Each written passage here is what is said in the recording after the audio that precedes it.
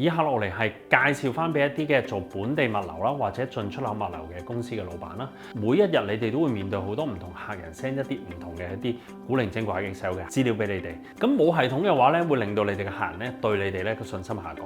咁我哋會包到啲乜嘢咧？包到一個網站俾你嘅客人登入去睇翻佢哋盤貨倉存嘅資料。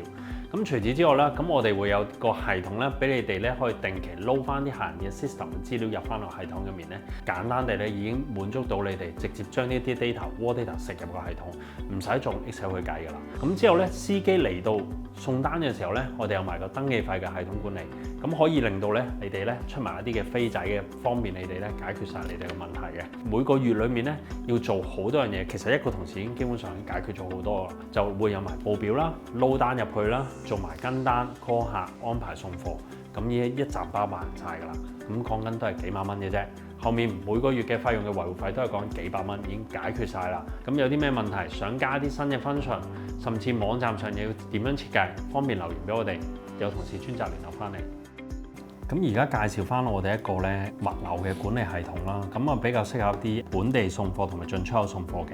咁我哋有個 Excel 啦，咁有好多唔同嘅版本嘅模板嘅。咁而家我哋要做一啲入倉嘅時候咧，咁咧你就會有啲咁樣嘅一啲嘅相關嘅 Excel 啦。咁你可以通過呢個 Excel 咧導入翻個系統裏面，揀翻入倉呢個部分。咁我當我導入啦。咁咧所有嘅資料咧都會跟翻落去啦，客人資料啦、名啦、數量啦、價錢啦等等一啲相關資料咧就會落咗落個系統裏面啦。咁咧同埋一啲嘅 status 咧都可以跟翻你需要嘅地方咧撈翻晒入去㗎。咁喺個產品嘅層面角度啦，所有嘅相關資料、product 一啲嘅單號 number 等等嘅數量咧都會入晒落個系統㗎啦。如果有啲貨到咗嘅時候咧，你可以撳呢個位置啦，之後剔翻，之後咧我哋都有一個好簡單嘅啫，開翻費用單，對應翻邊個客，登記費，可能司機嚟到，咁啊寫翻價錢啦，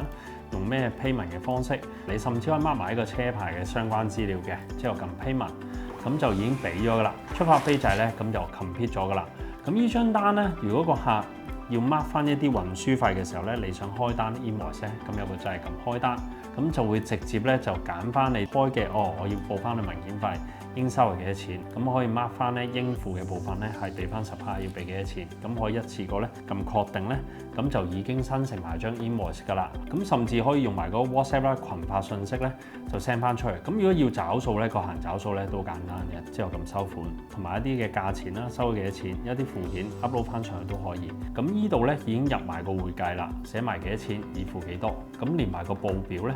P&L balance sheet 咧就已經一條龍咧已經出晒嚟㗎啦。價錢幾多 P&L 同埋 balance sheet 同埋每月嘅利潤表暫時幾多都可以一目了然，可以幫到你哋解決晒所有問題，令到你哋成本更加輕嘅。咁我有啲登記費嘅界面啦，方便你哋 remark 翻可能文件費啊、登記費。咁我哋有個錢包咧，俾你對翻數啦，唔同嘅每日收咗幾多錢，用咗咩 payment 方式收都可以嘅。有啲客戶資料供應商，咁你都可以做翻一個 CRM 嘅管理。咁同埋我哋有埋咧倉存嘅部分啦，可以 remark 翻你哋唔同嘅貨擺嘅倉嘅位置係幾耐，存貨嘅天數都可以一目了然 mark 翻。